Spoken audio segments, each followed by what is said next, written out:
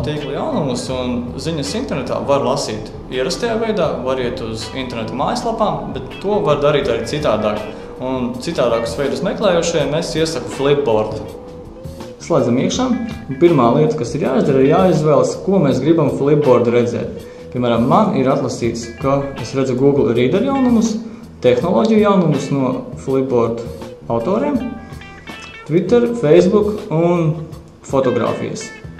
Papildus var pievienot vēl kaut ko jaunu vai arī nevajadzīgo izdzēst.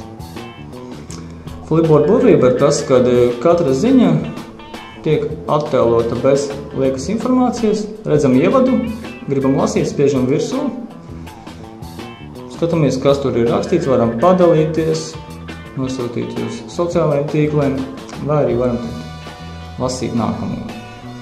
Skatāmies nākamo, kas ir šeit. Ir kaut kas interesants, spiežam virsū un tāpat lasam.